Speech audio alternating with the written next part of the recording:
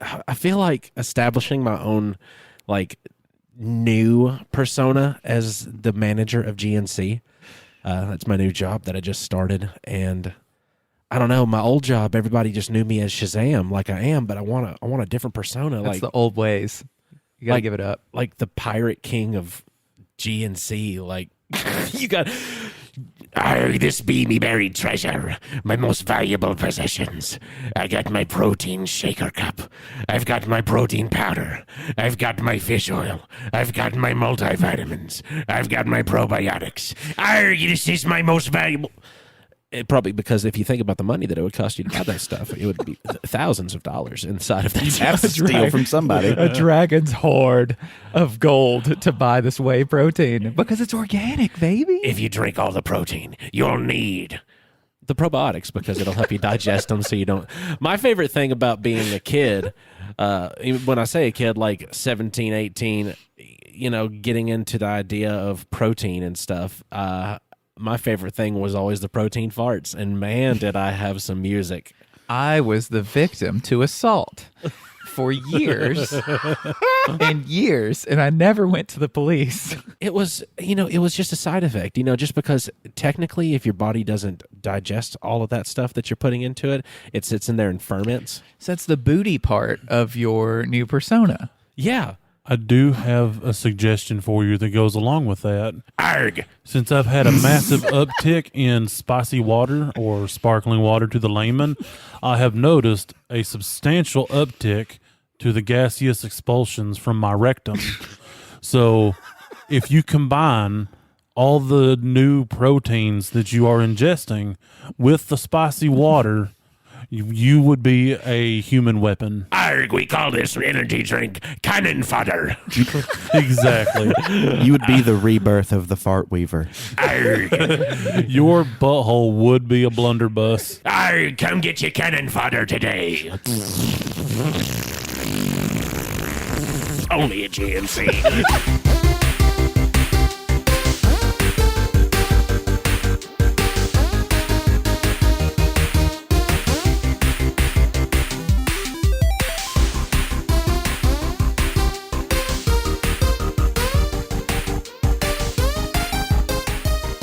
Hey everybody, I'm Dane Holland, and pick a card, any card. Is this your card? Wait, if this isn't your card, then... I'm Austin Shazam Pfeiffer, and can he really feed them anything? I am Marcus, the Plutonian, known as I'm Electric Man. I'm Austin Tiny Zent, and this one's for you. Me? No. Well, be ready to have a disappointed me on this episode of Nerd It Through the Grapevine, the podcast where four best friends gather weekly to talk about our favorite parts of past, present, and future nerd culture. And this week we're going to start off by speaking about the fact that 2022 will be the year without baseball. It's looking like it. And not even disappointed, to be honest with you. The thing about baseball is I'm not really that into it until I am. In my childhood, I was into baseball because my dad was into baseball, and of course the Atlanta Braves were his team, and my mom absolutely loves the Braves. So that's kind of been a thing. And then I've got this friend who briefly in time decided that he was going to get me excited about the Braves, and then I got to see him cuss in public at a Buffalo Wild Wings when an infield fly rule got called between the Cardinals and the Braves, and the ball landed directly in the outfield. Sounds like a pretty cool friend. I don't know what any of that means. I was the same person to another friend. And we're in Buffalo Wild Wings. We're just having some food and watching this game, and it's just a game, and yeah, it's intense. And that happens, and I see it, and they make the call. And then I look at him, and then I'm like, that landed in the outfield. Actually, I was at that game. He was at the game, and I was the one yelling in a Buffalo Wild Wings. Yeah. And the baseball can spark that kind of reaction with people because then, going into the World Series this last year with the Braves, Marcus and Dane were here at the house watching the game on the TV, and it was actually very exciting. You know, I'm not into baseball that much, but just the energy that it brings along with watching the game with fans, you want to be with other fans watching the game. I watched 3 to 5 minutes of it, so don't disclude me from the group. Tiny, I didn't mean that you weren't here with us in spirit. I just meant I physically. physically was here for 3 to 5 minutes of the game, and I was like, I don't get it, whatever. There's no way you can silently enter or exit my house. No. He was here because he was asking baseball questions. He was asking baseball questions. I forgot all about that. See? Yep. So, I mean, me just getting into baseball and getting excited about it, and then of course the Atlanta Braves. You know, and this year they had a different manager than whenever I watched them previously with you. Snip. He is the new guy, but he's been involved with the team for a long, long time. Correct. He just took over the role for the GOAT, the greatest of all time, Mr. Bobby Cox. Absolutely. Now, a lot of people know Bobby Cox from his accomplishments. On that one particular website with the black and yellow borders. Different spelling, same aggressiveness, though. Okay.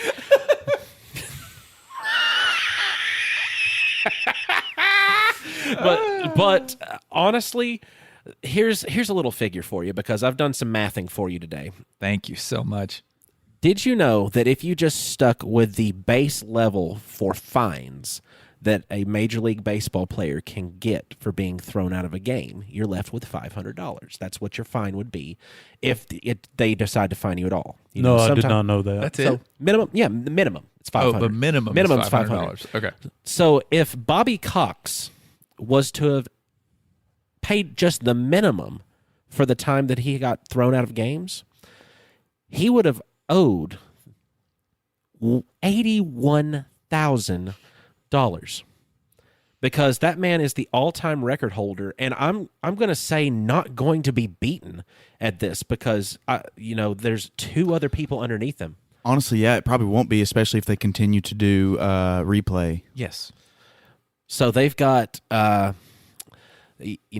Cox is number one out of anybody in baseball to get thrown out of baseball games. 162 times he's been thrown out.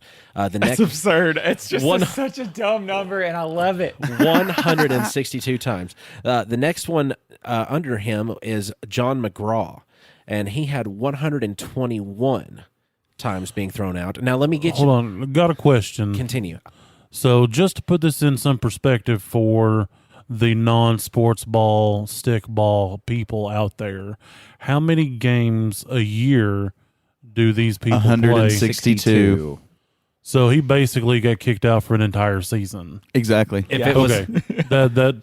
That puts it into a perspective. But that's in a long, long career. Well, yeah, absolutely. But I mean, But it is cool. No, it's a cool thing. poetic. Yeah, it kind of is. I mean, like if you're only playing like 10 games a year, you know what I'm saying? You see what I'm saying?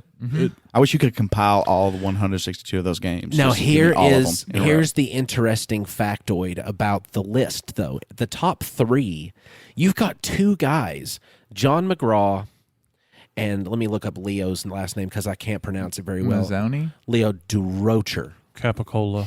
D. Rocher. Durocher.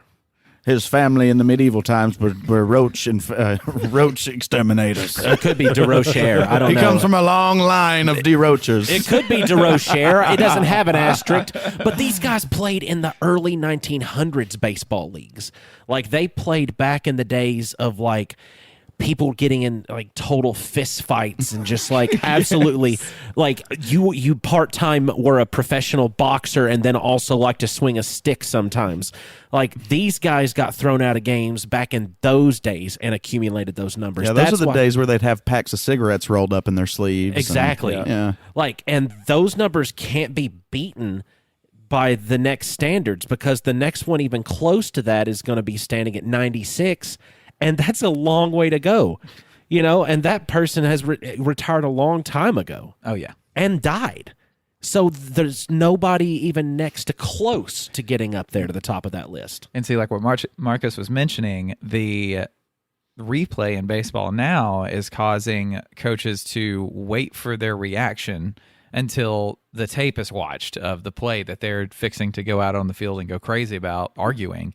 They can just take up a telephone, call up to the top of the box and be like, hey, watch this replay. Do we need to challenge this? And it's very technical now, to where before replay, it was, okay, somebody just threw us out at second base, but obviously we were safe.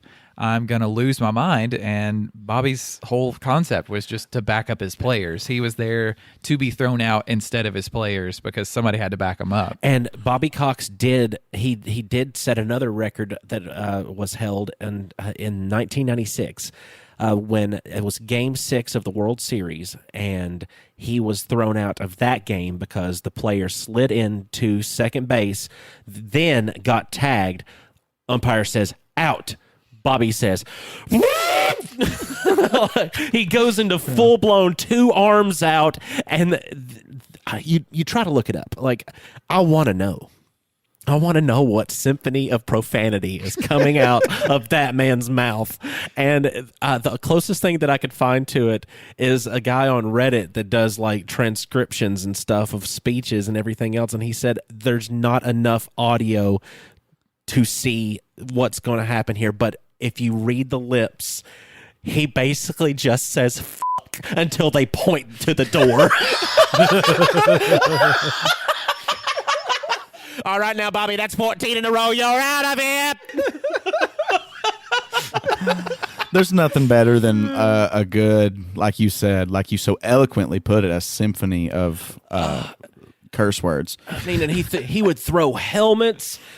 From old baseball managers. There's Yep. actually this guy called Wally Backman. He's got some legendary YouTube videos of like minor league baseball, and he's just so funny when he goes out there. And because like the whole concept is like you're going out there to argue for your players, because like the ump decide the strike zone, the umps decide a lot about that, and you're there putting pressure on the ump and keeping your players from getting thrown out of the game too, because you're doing the arguing for them. And Bobby did that once. One of the major ones that he had gotten thrown out for was Brian McCann was just talking. He wasn't even raising his voice, not having any negative body language. He was literally just expressing his opinion, and the umpire took it as disrespectful, and he was being threatening towards him. And you can see McCann then start to spur that reaction that the ump was accusing him of, and then here comes Bobby. Of course. Because Bobby's like, no, he's not getting pissed. I'm getting pissed. He's not the mad one. I'm the mad one. He starts like smacking his chest and pointing at his chest. And he's just, well, and here's it's another like thing. my dad. It's my same way my dad gets mad. And it's amazing. Here's another thing. At the height of Bobby's managerial career, he would have had those big 3 pitchers, John Smoltz, Tom Glavine, and Greg Maddux. And all 3 of these pitchers are known, especially Maddux and Glavine, are known for getting strikes 6 inches off the plate. So it's like, but you could argue that that's Bobby Cox, because the umpire behind home plate knows like that's where Bobby likes it. If you don't give him that, then he's going to be out here in your face. Yeah. Mm-hmm. Did one of them house Sprite? Maybe one Dr. Pepper. What are you talking Maybe about? one some Coca-Cola. What were in these pictures? Oh, my God. Damn it, Tiny. Why couldn't it have been pictures of beers? I know. It'd be so tasty and delicious. There was a nice little a Reddit stream from, it was years ago, but I try to go into very quick, very rapid deep dives of the internet, and I end up in places. And there was a Today I Learned from 8 years ago on Reddit, and it said, Today I Learned Bobby Cox once told a player following their ejections, go have a couple of cold beers and get in the cold tub or relax or something. Then you'll probably have to write a $500 check. Or you can do what I do and write them a $10,000 check and let them know, hey, just let me know when it runs out. That's the way to do it. Because That's the way to do it. Because apparently, as offenses go, fines get worse. Oh, yeah. So it's not only that, but suspensions can get worse as well, unless maybe you're wanting to just pay more of a fine. Being a repeat offender. So imagine the money that was recyclable from Bobby Cox's temper. It was awesome because he also he had a lot of faith in his coaching staff as well, because he knew he was not going to make it through the rest of that game if he goes out on the field. Like, I mean, it's his If he thing. goes out there, he's ready to get thrown out of the game. Yeah, he doesn't expect to go back into the dugout. He's expecting to go back to the clubhouse and like watch the game on a TV in there. Yeah. But he trusted his coaching staff well enough to take care of the rest of the game if this happens. And again, like he was protecting his players too, because like if it's the fourth inning and Maddox gets, thrown out of the ball game, like we don't have a plan for that. Like we got to trust the bullpen. But Bobby will make sure to get in there and say, no, I'll get out of here, and we'll just have the assistant coach take over. I actually had a coach in high school get thrown out of the game on purpose because even in high school, it's not like it is in the big leagues. That it actually is like they'll fine you and stuff like that. Yeah. And you're a high school teacher. It's kind of stupid, but anyway. But a lot of times it will like give this new like a rally in the dugout. Like people start getting more emotional and you get pumped up. You want to win because your coach got thrown out and the umps are against you. It's an adrenaline rush. It kind of gels you together sometimes. It gives you like, and even though it's not somebody really being your enemy, it gives you like a drive. It gives you that fight or flight to where you're going to push against adversity and try to succeed. It's about drive. It's about power. We stay hungry, we devour. Also, I have a couple of really dumb questions. Please, I want to hear. Okay, number one. Go. Was this guy a player or was he just a coach? I think he did play before he coached. He did play. He wasn't the best player. Okay, he second question. Is this man dead or is he still alive? He is still Actually alive. still alive. Yeah. Okay, He's third just retired. question. Okay, you just answered that. He's retired. Okay, I was just trying to get a time frame He and can't- figure out who he this won't man I think he is. retired in like 2011 or like 2010, something like that. Yeah. Because in my head, the whole time you were talking, I was picturing like Babe Ruth times. No, but the And thing, I just was the not thing is, sure. and I can't remember which one of the two it was because I'm not opening up my phone and trying to dive back into the internet again. My eyes hurt. But it was either Leo or the other guy. But one of the times that they got thrown out was for literally burning an umpire with a cigarette. Yeah, I've never heard that one. That's great. Like, but because you hear about the glory days, you think about the glory moments. You don't think about the fact that people are out there just kind of scuzzing it up sometimes. I mean, you used to just drink beer, smoke cigarettes, scratch your balls, and swing a bat. I mean, that was baseball. Watch League of Their Own, guys. That would be a quick example. Maybe this is what we'll get once the strike is over. Or go watch Wally Backman on YouTube. That's hilarious. Isn't that a video game where the thing just goes wow wow wow wow wow wow wow wow wow wow wow? That would be Pac-Man. I get it, strike because baseball. Bingo. And I came out swinging today for that topic. And you did a touchdown. We're going to slide right into second Marcus loved my pun.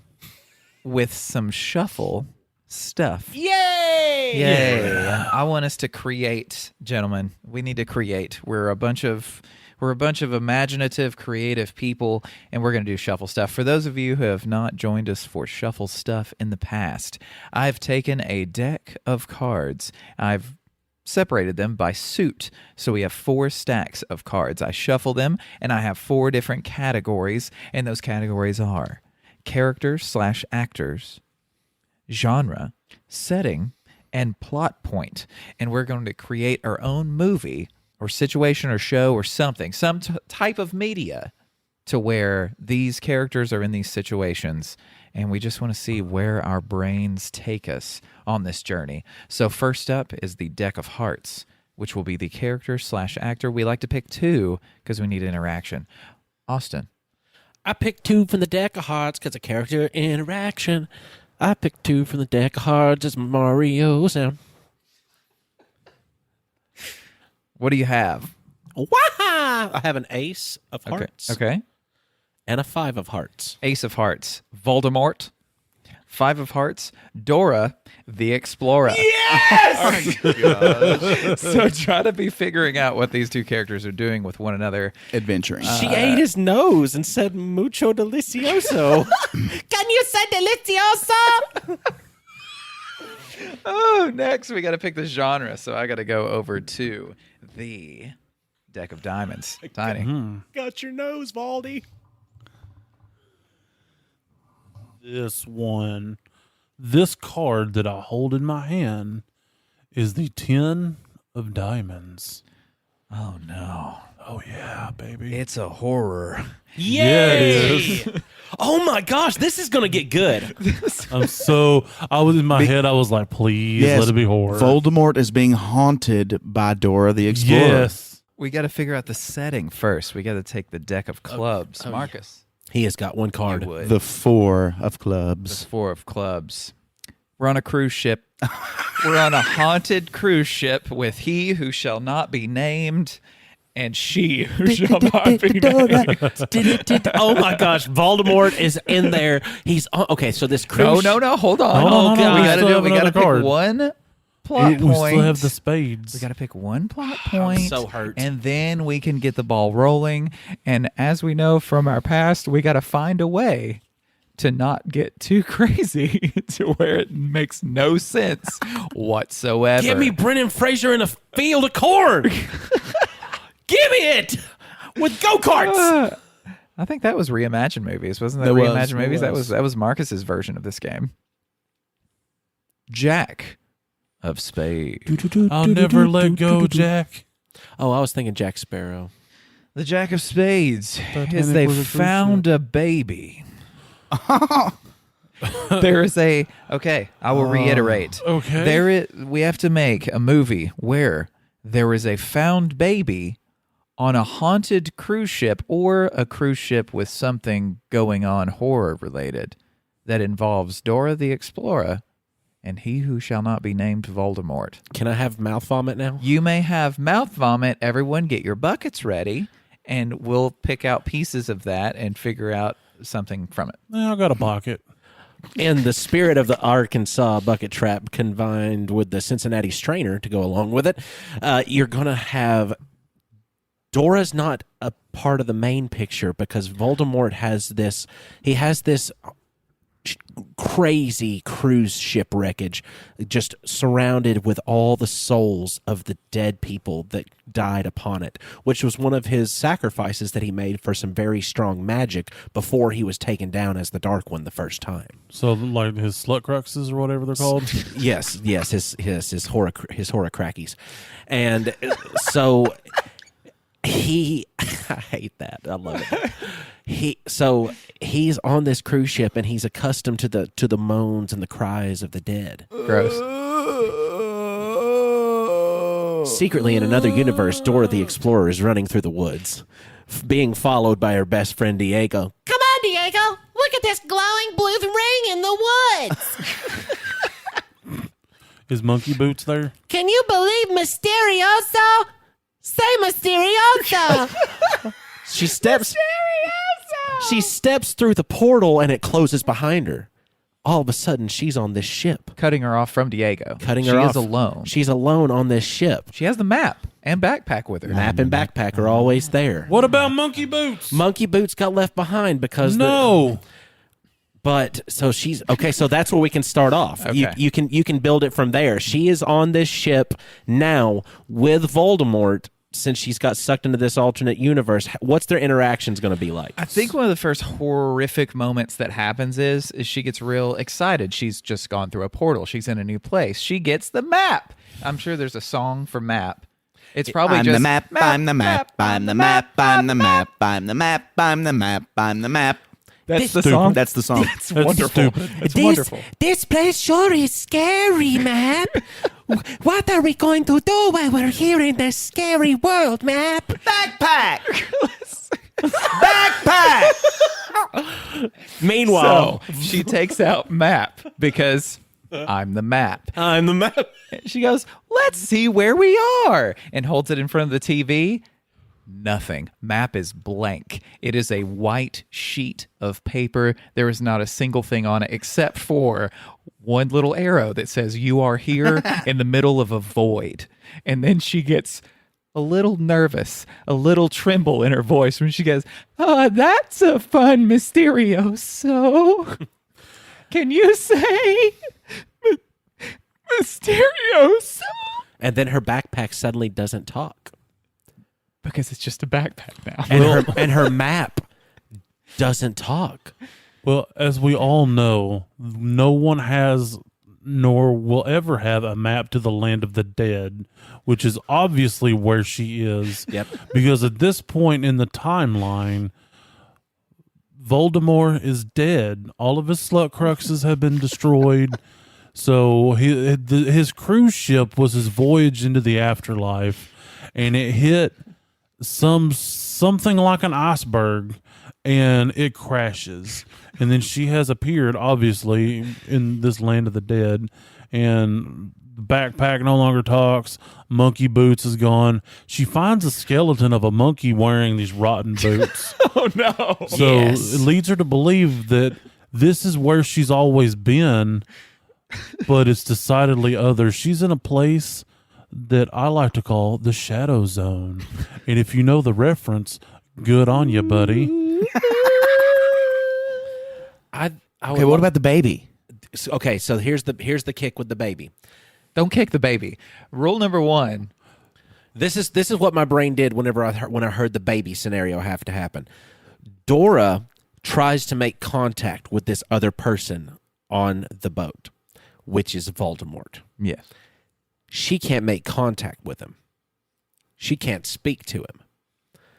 But Exactly. the baby can. But Dora, as she does, Maybe he's a conduit. as she does, Dora explores. Of course. She's No, going she to. explores. She's going to go. She's a super cool exploradora. So Oh, yeah. what she does is she has to explore this ship, and it turns out it's trapped in that animated time, like of death, of just like this absolute torture, and just like it's. Of course, there was a baby that died aboard that cruise ship that's there suspended in time. A ghost baby. So what does Dora do? Dora goes to the baby, and she tries to touch the baby. You can't No, touch Ghost no, Baby. we don't touch You kids. can't touch Ghost Baby. Oh, Dora is sucked inside of the baby, gross. and Dora is now in control of a baby's body.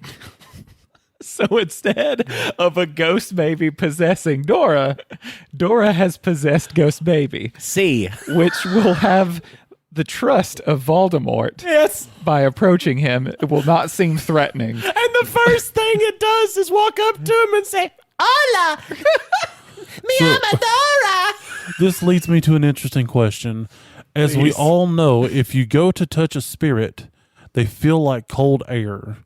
Yes. So if a corporeal form possesses the incorporeal, and you go to lay a hand upon them, would they feel like Jello? I would imagine that they would feel. Would it be like a thick ghost? Have you ever turned the vacuum on, and just to see how strong the vacuum suction was, you stick it to your face? Will neither confirm nor deny. I was just cleaning my room. I would imagine that it would be the same feeling as it would be touching that space inside of the vacuum tube with your face. All I'm saying is who locks the door when they're cleaning their room, Tiny? I don't want to be disturbed because if I'm disturbed, I'll be distracted and I won't finish. I don't know anybody that vacuums with just one sock on. I will tell you. Or even worse, we'll lock eyes while I finish. So we have a thick ghost, but it's A thick baby ghost possessed by a Mexican child. So it's like a Kardashian baby ghost.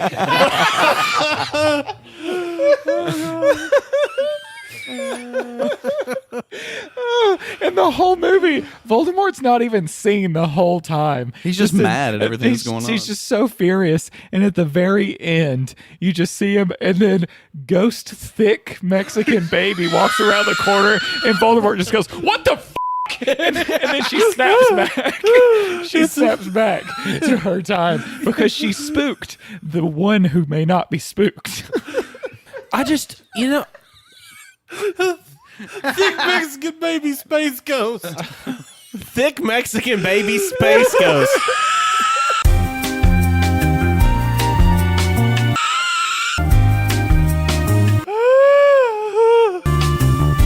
Featuring Voldemort. Would the thick baby space ghost be like 7-year-old size? No, but it'd have the It would be automatically changed to the proportions of Dora, wearing dilapidated clothes from the 1940s. Oh, I want the diaper to come alive. Like instead of backpack or map, now it's all of a sudden diaper. Diaper! Shit or no shitting.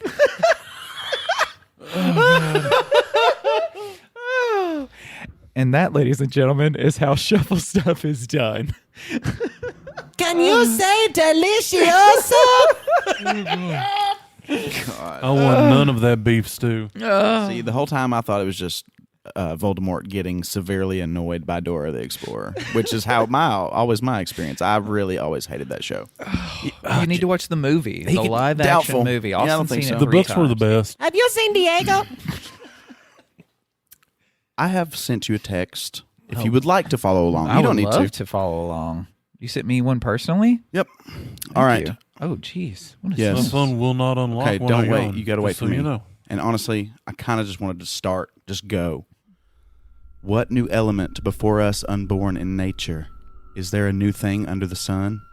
At last, Inquisitive Whitman, a modern epic, detonative, scientific theme, first penned unmindful by Dr. Seaborg with poisonous hand, named for Death's planet, through the sea beyond Uranus, whose chthonic ore fathers this magma-tiered lord of Hades, sire of avenging furies, billionaire hell king worshipped once, with black sheep throats cut, priests' faces averted, from underground mysteries in single temple at Ulysses. Spring green Persephone nuptialed to his inevitable shade, Demeter, mother of Asphodel, weeping dew, her daughter stored in salty caverns under white snow. Black hail, gray winter rain, or polar ice, immemorable seasons before fish flew in heaven, before a ram died by the starry bush, before the bull stamped sky and earth, or twins inscribed their memories in clay or crabbed flood washed memory from the skull, or lions sniffed the lilac breeze in Eden. Before the great year began turning its 12 signs, air constellations wheeled for 24,000 sunny years slowly round their axis in Sagittarius, 167,000 times, returning to this night. Radioactive nemesis, were you there at the beginning? Black, dumb, tongueless, unsmelling blast of dissolution. I manifest your baptismal word after 4 billion years. I guess your birthday in earthling night. I salute your dreadful presence, last majestic as the gods. Sabbath, Jehovah, Astaphaeus, Adonais, Elohim, Eal, Ealdabaoth, Aeon from Aeon, born ignorant in an abyss of light. Sophia's reflections, glittering through galaxies, whirlpools of star-spume silvered thin as hairs of Einstein. Father Whitman, I celebrate a matter that renders self-oblivion. Grand subject that annihilates inky hands and pages, prayers, old orators, inspired immortalities. I begin your chant, open-mouthed, exhaling, into spacious sky over silent mills at Hanford, Savannah River, Rocky Flats, Pentex, Burlington, Albuquerque. I yell through Washington, South Carolina, Colorado, Texas, Iowa, New Mexico, where nuclear reactors create a new thing under the sun, where Rockwell war plants fabricate this death stuff, trigger in nitrogen baths, Hanger Silas Mason assembles the terrified weapon, secret by 10,000s, and where Manzano Mountain boasts to store its dreadful decay through 240 millennia, while our galaxy spirals around its nebulous core. I enter your secret places with my mind. I speak with your presence. I roar your lion roar with mortal mouth. 1 microgram inspired to 1 lung, 10 pounds of heavy metal dust adrift slow motion over gray Alps, the breath of the planet. How long before your radiance speeds blight and death to sentient beings? Enter my body or not, I carol my spirit inside of you. Unapproachable weight, oh heavy, heavy element awakened, I vocalize your consciousness to 6 worlds. I chant your absolute vanity. Yeah, monster of anger, oh birth in fear, oh most ignorant matter ever created, unnatural to earth. Delusion of metal empires, destroyer of lying scientists, devourer of covetous generals, incinerator of armies, and melter of wars. Judgment of judgments, divine wind over vengeful nations, molester of presidents, death scandal of capital politics. Ah, civilizations stupidly industrious. Canker hex on multitudes, learned or illiterate. Manufactured specter of human reason, oh solidified imago of practitioner in black arts. I dare your reality.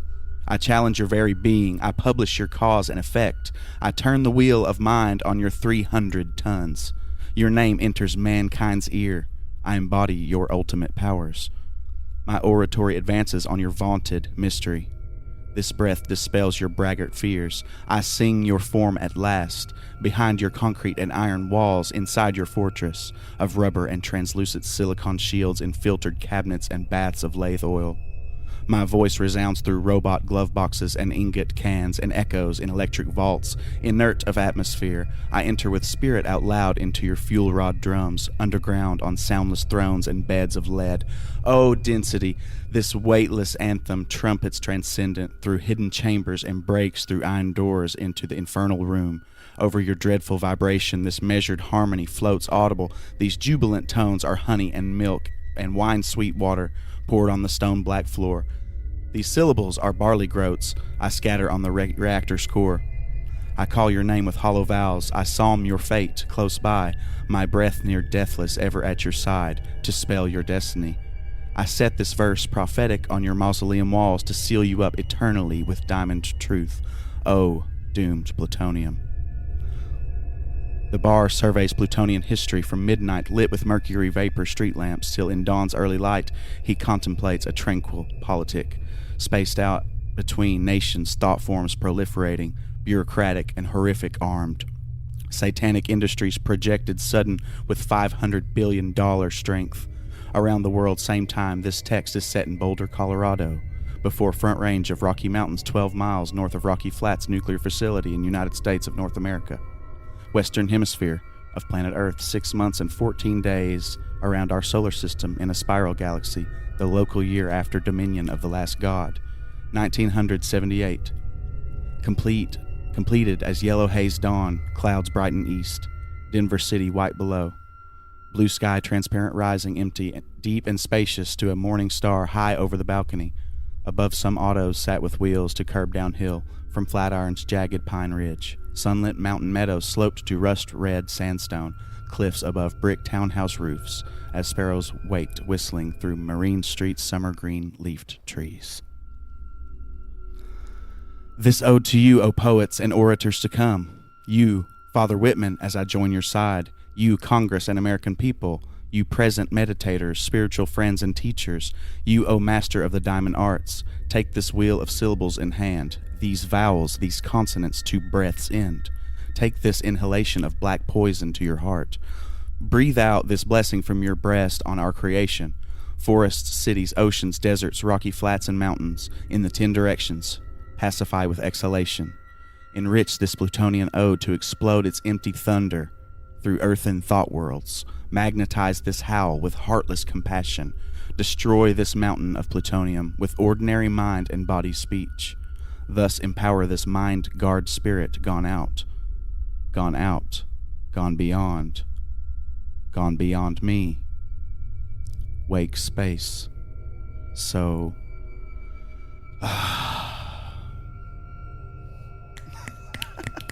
oh my God. I've wanted to read that poem out loud for so long. Anyway, go ahead. Great. Well, yeah. With some editing. Thank you. So why have you wanted to read this for so long? Well, it's just one of my favorite poems. Yeah. And, sometimes if you're like me and you kind of sometimes consume some news, things can seem really dreary. Things can seem really scary. I already have anxiety. But it's like... Oh, I'm sorry. What? Is this about me sitting at your house the other night telling you we had enough nuclear warheads to destroy the world like 80-something times? And here's the way it relates to nerd culture. Sometimes it's fun to imagine yourself living in some sort of sci-fi scenario, but then you realize the world you wake up actually into, and you're just like, wow, this is really, really stupid. This is so stupid. That it kind of is mind-blowing. And honestly, this poem to me is like that last kind of stanza or section kind of, it's like a bomb. It just goes off. I don't know, from the first time I read it, it always stuck with me. Just the language is explosive and detonative and the lists of gods and just, I don't know. It's just so cool to me. It's a poem called Plutonian Ode by Allen Ginsburg. And it was written during the time, like in 1978, when all the world powers are like dumping all this money into this new technology. Arms race. Yeah. So my reaction to this poem. Yes. Okay. So initially, anxiety. Just it's dark. Yes. There's so many words. There's a lot of words. Now, I was struggling to chew on them. What really, because like it's kind of anxiety inducing if you really start to listen to the meaning of the words and everything together. Here's where it disconnected me back to reality. This one little section, war plants fabricate this death stuff. Mm-hmm. Stuff. Yeah. You use all these nice eloquent words and you go death stuff, and I'm like, okay, this guy's a this Because guy's it's an so idiot. I ain't unknown. worried about It's it. so new. It's so like Well, no, he doesn't have words it's just for the it. word stuff. It's just stuff. It disconnected me. Yeah, I mean, I get snapped it. me back to reality. See, I never had that, It was but- it was an interesting read Yeah. / listen. Yeah. Well, You I know, mean, you I go mean, I from can- magma tiered lord. I'm not going to lie. Those are the kinds Yeah. of phrases that catch my eye to where I forgive stuff. I'm like, okay, he used stuff. He was, probably trying to have an attitude or, because some of it, could even almost sound like a commercial, like coming to you from Boulder, Colorado, Yeah. Yeah, I mean, there was a lot of pontification Sure, yeah. in various parts. Well, plus he was kind of like a hippie anyway, from what I know about him. I don't know all that much about him, but a poet is like the hippies' hippie. Like they're too hippie for the hippies. So it's to me it's interesting. I'm not the biggest poetry. I mean, why not just set it to music and call it a song? That would be an awesome metal song. Absolutely, Yeah, it would be an it would. awesome metal song. Absolutely. But yeah, I don't know. It to me, it just makes me feel better, and it's like the only thing I can do is read this thought bomb out loud and hope that it explodes in people's minds, much like the poem is about. To me, that's what it's about. It's in trying to empower the human mind to somehow escape that kind of that world, that sci-fi scenario that we were all born into. the death stuff, if you will. Right. And also, I mean, just take into consideration that if you ever get worried about the fact that the world does have, just so many active nuclear weapons that can still destroy us, and you're worried about the idea that if they ever do decide to push one button, all those buttons are going against each other and the world's going to be destroyed. Just take into consideration that we can be killed by an asteroid flying through space at any moment. It can be. But we would know about that, and we would be able to maybe try to do something about it. Or But then they might not. Don't look up. Yeah. Leo. Or we can harvest the materials from it and then make trillions of dollars and then fail at doing so and destroy the No world. spoilers. Oh, I didn't say anything about where I found out. that was the real world. Yeah, Oh, yeah. That's what could happen. Yeah. Well, Any more? Go ahead. Well, I mean, life is so fragile anyway. That's kind of what I was getting out of that. Like, life's fragile, and it can all be taken away. Because, I mean, you can literally drown in a bowl of cereal in the morning, Hell, Mama Cass choked on a tuna sandwich. Exactly. Who? Sorry, the mamas and the Well, papas. I guess to me though, like that sci-fi scenario that I won't even mention, is to not be named, much like Voldemort. It's probably my worst fear, and so I'm not trying to like freak out like I did a couple episodes ago, or probably every episode, but yeah, it's just that's the only thing I can do is to like kind of read that, because to me it's coming from the same perspective as I am. As like, holy crap. Why would we do this? This Yeah. sounds like the worst idea. I celebrate a matter that renders self-oblivion, grand subject that annihilates inky hands and pages. Like, that's like, I don't know. Like, Yeah. see, when you first started reading it, I thought, knowing you, I was like, oh, this is a random poem generator. Oh, but yeah. then as we got a few lines like down into it, I was like, holy shit, these generators are getting real good. Yeah. Like, Yeah. it's like, how in the world? What is it? The We've come a long way from yeah. sweet dreams on my foreskin. yeah, which I Like- still need to make, by the way. I'm just going to go ahead and go out on a limb here and say, if this does happen and we survive some kind of nuclear apocalypse, I am willing to eat and consume human flesh. Thank you. Because You know. I don't plan on surviving, and you may consume me. Damn it, you're not Nice. going to last very long. Well, I mean, no, Oh. I feel like you'd be kind of stringy. I'm more of an hors d'oeuvre. I'm not really a main course. Hordivore. You will Yeah. always be my main course. Thank you, Tiny. Tiny's our Wagyu over here. Hell yeah. yes. I'm marbled, baby. Also, what I've done is I've armed all of you for if you're ever anywhere with any English nerds and people start asking you what your favorite poem is, you can embarrass everyone else for having a stupid favorite poem. And you can just pull out magma-tiered Lord on them, stuff. Yeah, and death stuff. I like Robert Frost, though. No, but it was just funny. One time my uncle was like, because he's a songwriter, and so, sometimes songwriters will look to poetry for some inspiration. And he was just like, I'm embarrassed to show you my favorite poem now. I'm not about to show you my favorite poem. He wouldn't do it. What a nice place for a topic to go. A real place. A place of something. Yeah, sometimes I feel like an a-hole for doing that, though. No. Well, no. I mean, No. honestly, he was doing his best to, in his own way, drop a bomb. Yeah. Because that was what he was wanting to do. He was taking the names in which people cry out for war and spitting in the face of that. Spitting in the face of what you think is righteous enough to take other lives. That's what kind of seemed like to me at one point. Yeah. So that's just what we be doing on Nerd It Through the Grapevine, dropping bombs. I mean, plutonium. Everybody's gone to the party, have a real good time. Boom. Marcus brought his own bomb today. We drop bombs like plutonium ode, or the fact that Richard the Rooster thinks that Mace Windu is the chosen one. I mean, we got bombs just left and right. I mean, he's still wrong, but I love him anyway. I agree. That's why I named it Tinfoil Theories. Yeah, I know. I mean, I'm more often drop the F-bomb than any other type of bomb. I don't know how I'm so good at not doing that on this show, but everybody else has done it. I need a good F-bomb. Do it you right don't now. drop Do it it- right now. Yeah, hit us with one. Hit us with a good one. Yeah. Marcus, More feeling in it. Yeah. I need about 15% more in that. I Channel it, manifest your channel it. baptismal word. I felt that, and I Yes. loved every Good. minute. Oh man. I'm in the upright and locked actually kinda position. hurt. Yeah, I need to step out for a moment. So that brings us to me. I'm going to drop a bomb of my own making. Oh no. Hold on. Let me Yeah. turn on the ceiling fan. Yes, Bathroom's that way. It's not that kind of bomb. Oh, good. The fans, or at least one fan, has been clamoring for this to come back. What does clamoring sound like?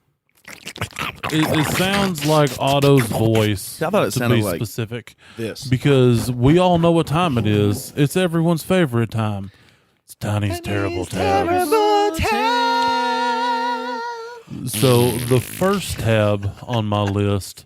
Okay, I mean, I assume we've all been to church at least once in our lives, or heard someone talking about church, and we've all heard the word humble.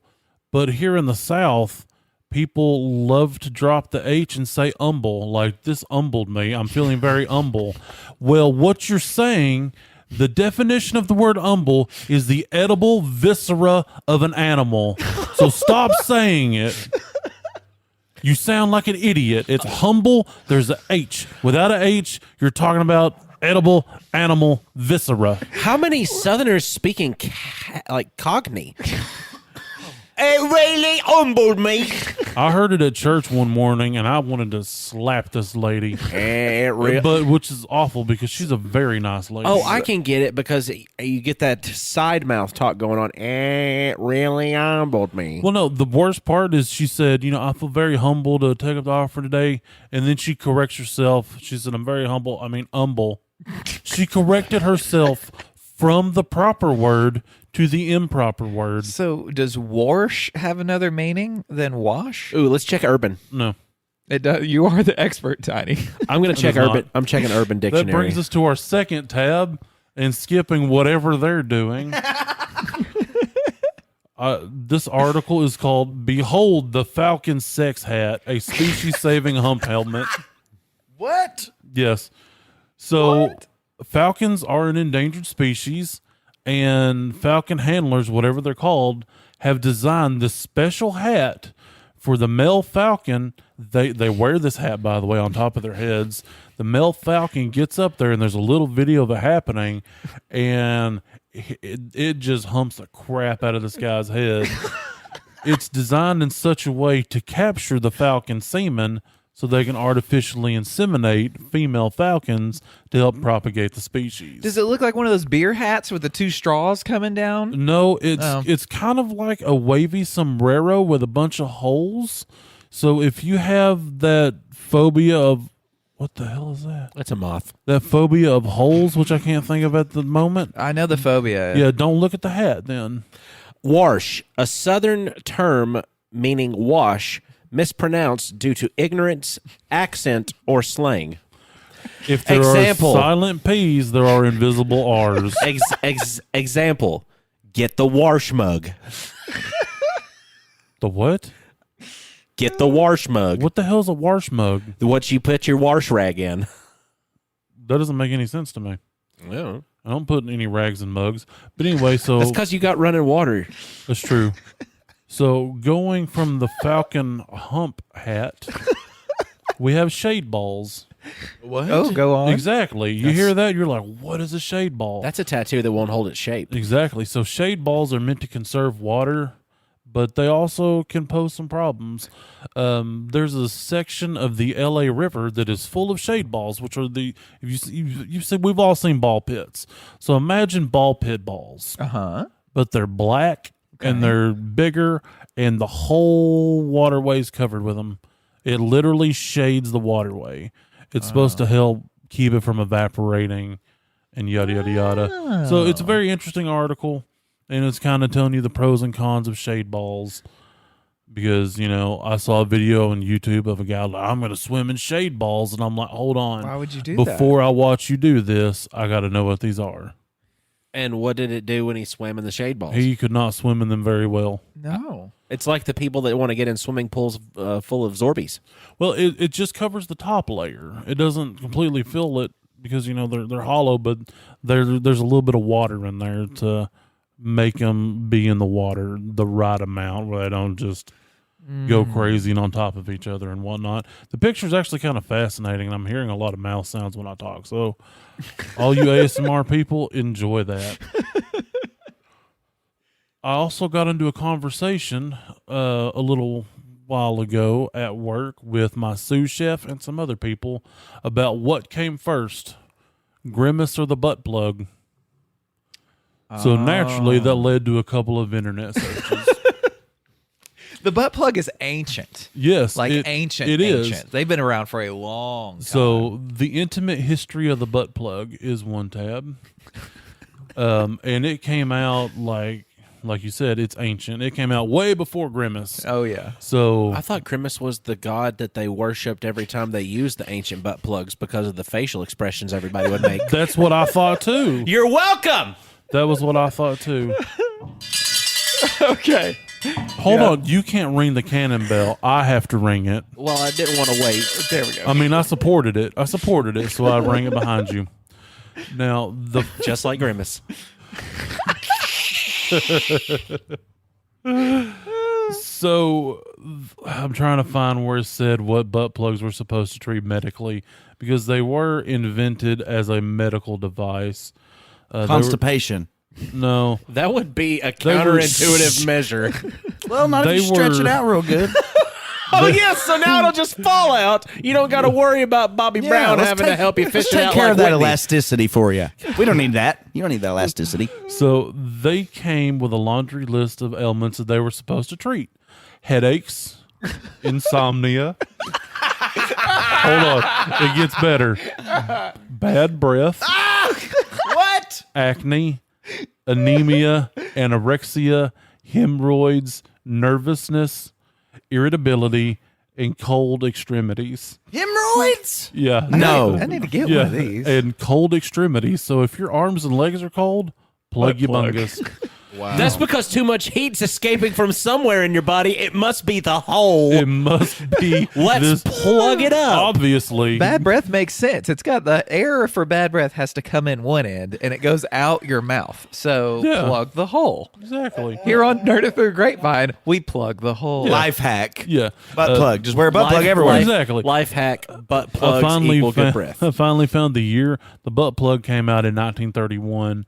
Grimace came out in, I literally just looked at it. 1958. 1971. That's when Grimace first appeared. I just want to know that why nobody has ever really called him out on that. Like, why did nobody ever call out the fact that we had a giant purple dancing butt plug as a mascot for us to eat more French fries? He was also supposed to be the villain.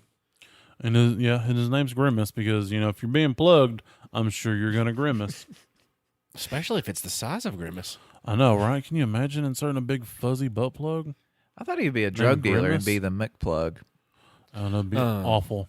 Yeah. Oh, okay. The Hamburglar always looked like a user to me. Yeah. Oh, for sure. Yeah, oh, absolutely. He was fiending for more than Bergs. Yeah. Yeah, some marijuana. Oh yeah, he fiends for it. Some heroin, some cocaine, Yeah, some acid. Acai? Like Berries? Acai berries? He just has to have his antioxidants. Take this, you damn oxidants. He needs to go visit the GNC pirate. Exactly. So I was also sent a short form video from a particular app for short form videos. Oh, yeah? Yes. Now, we at Nerded Through the Grapevine do not claim any political affiliation or anything of that sort, but this video warrants mentioning because it's this old Ukrainian grandma. It shows her out in the street. She walks up to this Russian soldier. She hands him some sunflower seeds. I saw this. And she's like, put these in your pocket so when you're dead on our fucking land, something good will come Yes. from you. I'm like, so metal. That is so awesome. That woman is one of my new personal heroes. Honestly, yeah. honestly. That was amazing. That's incredible. I was like, how? What do you say to that? This old grandma that's like, so when you die, You'll actually make the place look better. Right. Yeah. The only thing that she could have done that would be more metal than that would be to write a letter to her grandson in the soldier's blood asking him why he hasn't given her a great-grandchild yet. I mean, or are you hungry? So, Ukrainian grandma, if you're looking for a man, hit me up because that's the kind of lady that I want in my life. Absolutely. That's not the truth. I know exactly what you get around older women and how that happens to you. That's not no. So also, there is an Australian lady at my work, and so I decided to delve into her culture and learn some Australian slang. Oh, boy. Yeah, and some of it gets a little deep. Can we guess? Can you say one and let us absolutely. guess? Bicky. Ooh, that's for her downstairs. No. Sounds like you're being bitchy. Sounds like an argument, like a bickering. No. Yeah, it's gonna be. Bicky. The golden flaky thing you eat for breakfast. Close. You are so close. Bicky gravy. Bicky is short for biscuit. Oh, you got it. No, he didn't get it. Oh, it's biscuit like cracker cookie. In Australia, they do not have biscuits. They have cookies, and they call them biscuits. So Bicky. So you cannot get a chicken Bicky because they'd look at you like, why would you put chicken on a cookie? So why do they call it the wrong thing though? I don't know. Why are they incorrect? I told her that her culture was just all jacked up. And then she said some words that I couldn't decipher. She called you a shit, Mickey. No. So another one is bogan. You must be bogan. No. Outcast. No. Damn. I feel like Butt I plug. know what bogan is. I don't know what bogan Basically an Australian redneck. is.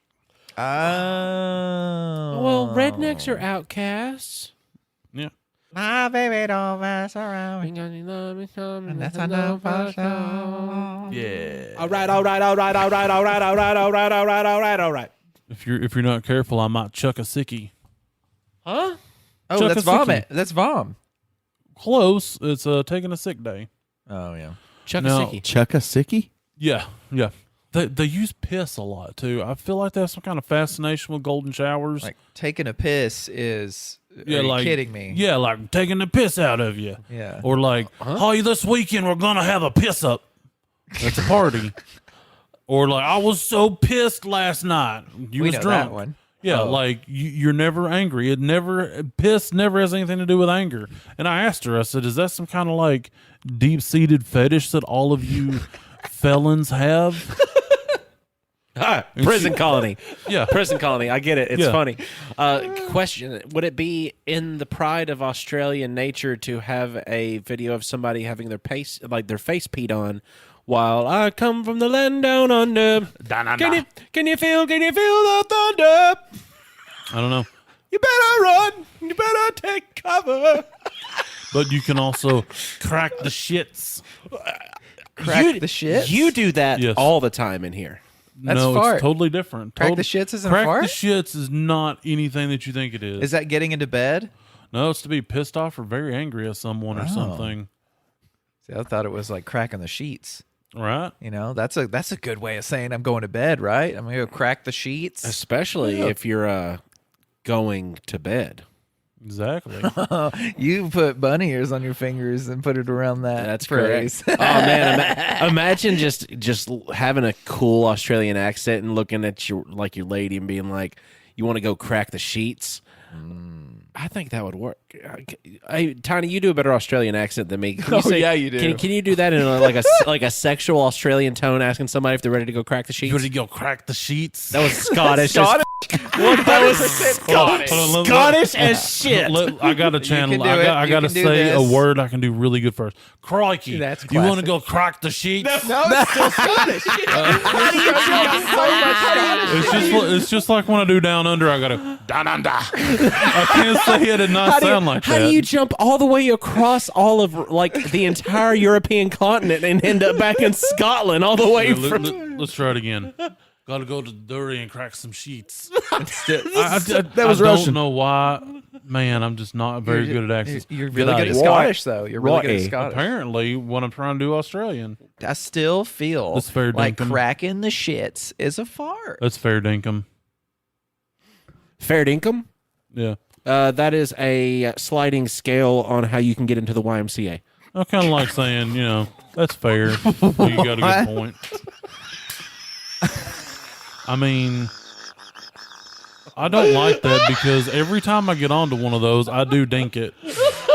I'm a very large man. I can't help it. I gotta I was grab the talking little about block. a sliding income scale. Yeah. Sliding Oh. scale Because I income. was like, man, I gotta grab that block and I just look him in the eye and I slide it all the way to the end. The big block that gives you the hundos. Then you go grab a 45-pound plate from the weight room. And you put it on one end and you're like, you're going to obey me. That's why mean- they put this stick at the end of this. I mean, to be fair, I could probably lift that person and twirl them like a baton, but What are you talking about? What person? I was talking about a 45-pound plate on the stick on the end of the. yeah, I can twirl it like a baton. It's a circle. Yeah, I'll spin it like a plate or a basketball. I don't care. Hold on. I'm trying to see how a circle can make a circle while it's spinning in my I don't head. care. Call the cops. Disregard the constable.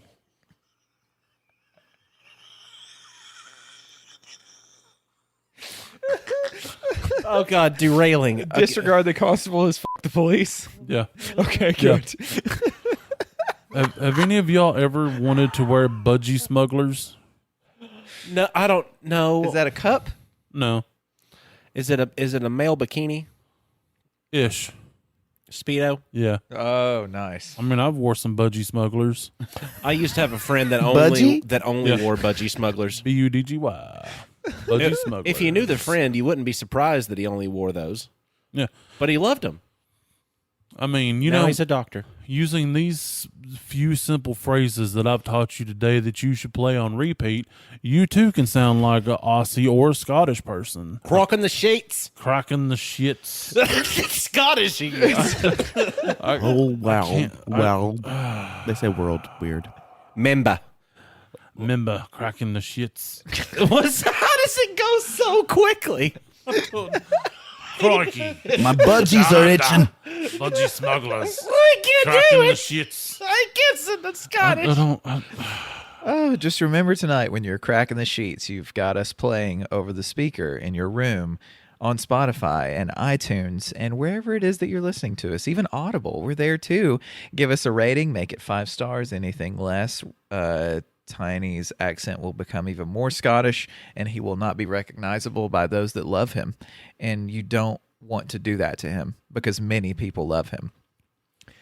And you can even give a description under that 5-star rating about telling people what we're about. If you hate us, give us 5 stars. Tell people why you hate us.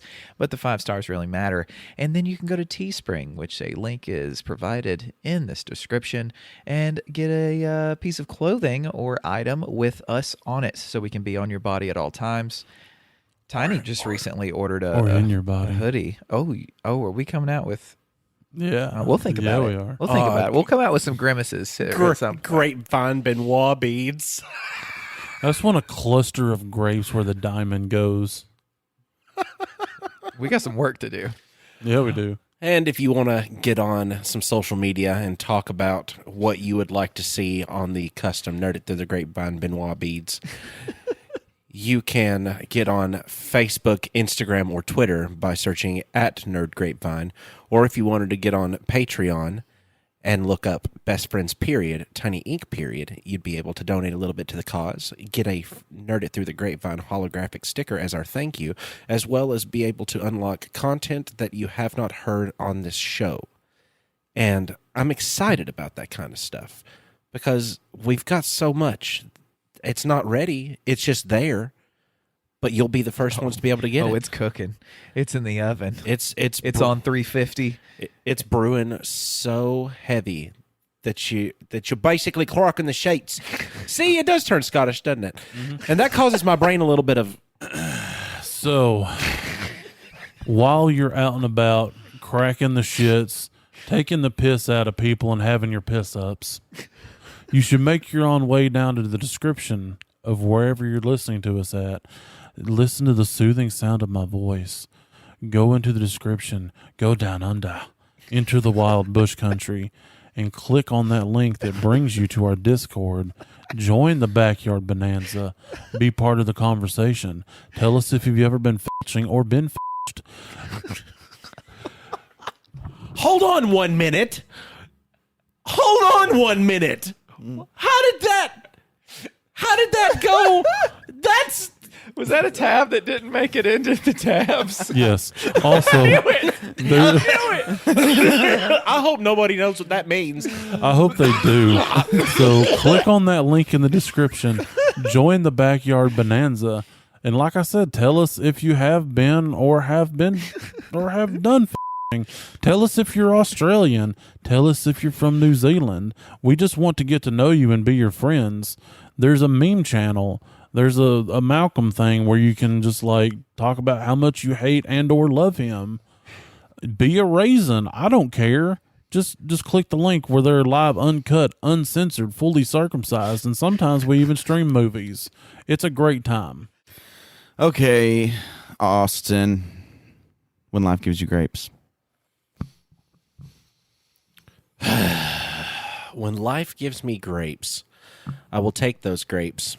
I will put them under a microphone, and I will rub them together gently so you can hear the gentle squishing sounds of the grapes rubbing against each other, just ever so gently. But then I will take that sound, and I will put it through an editor on the computer so you can fall asleep to it. It's gentle and soothing, and it also sounds just like Bobby Cox whenever he's talking to an umpire. And you can just sit there and feel like I'm about to be thrown out of this consciousness. Do they have a similar sound to when you rub two pickles together, skin to skin? It is a similar sound, just a little less wet. It's more squeaky though. Maybe like hard balloons or a thick ghost. If Yeah. you take two thick ghosts and rub them together, that's what grapes sound like. That makes so much sense. Fair dinkum. Dora, Dora.